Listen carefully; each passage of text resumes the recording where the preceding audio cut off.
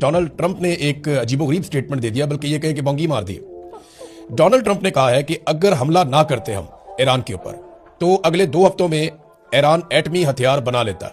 अब ये statement Donald Trump ने दे दिया। अमेरिका के अंदर लोग कह रहे हैं, पूरी दुनिया में लोग कह रहे हैं कि आयतुल्लाह खामनई शहीद जो है, उन्होंने फतवा दे रखा था कि ईरान एटमी धमाका नहीं करेगा, और उनकी जिंदगी में तो ये होना नहीं था, तो वो फतवा देने वाले को तो शहीद कर दिया, और अब वो एटमी धमाका कर भी सकते हैं, कोई पता नहीं है।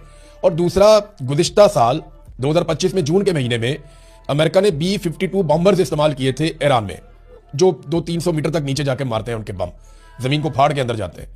अब वो उन्होंने बम इस्तेमाल किए थे और ईरान की जो मिसाइल साइट्स हैं वहां पे बम्बारमेंट की थी, और उस वक्त डोनाल्ड ट्रंप ने ये ऐलान किया था कि अब ईरान एटमी धमाका नहीं कर सकेगा।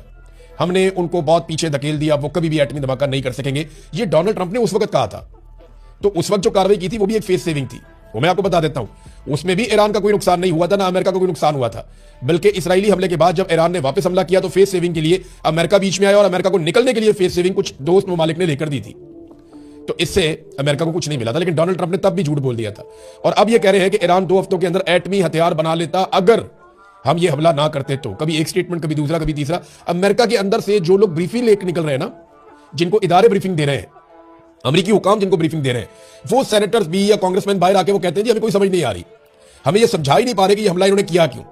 इनके पास कोई एक प्रॉपर वजह नहीं है ये हमला करने की, और ये कोई जवाब फराहम नहीं कर पा रहे कि अब ये इन्होंने करना क्या है, और ना कोई आगे का प्लान है कि इन्होंने जाना किधर है। तो एक तो ये है। दूसरा, देखिए, ईरान ने एक धमकी लगाई है। मैं बार बार चेन ऑफ कमांड की बात कर रहा हूं कि अमेरिका और इसराइल ये कोशिश करेंगे कि ईरान की चेन ऑफ कमांड को तोड़ा जाए। अगर वो उसको तोड़ने में कामयाब हो जाते हैं तो फिर एक बिखरी हुई फौज लड़ाई नहीं लड़ सकती। लेकिन ईरान ने खबरदार किया, उन्होंने कहा जी कि अगर आपने ईरान के अंदर रजीम तब्दील करने की कोशिश की तो उसके बाद जो हम हमला करेंगे वो हम किसी और जगह पे नहीं करेंगे, बल्कि जो इसराइल की एटॉमिक साइट्स हैं वहां पे अटैक करेंगे। जो जौहरी तनसीबात या जौहरी साइट्स जिन्हें आप कहते हैं, जौहरी मराकज़ के ऊपर अटैक कर देंगे। और ये बड़ी खौफनाक धमकी है। यानी वो कहते हैं कि अगर ईरान के अंदर आपने रजीम तब्दील करने की कोशिश की तो जो एटॉमिक साइट्स हैं इसराइल की, उस पर अटैक करेंगे, उस पर तो फिर इसराइल के बाद बचेगा ही कुछ नहीं। पूरे रीजन के अंदर एक ताबकारी पैदा हो जाएगी और बहुत बड़ा मसला जन्म ले लेगा।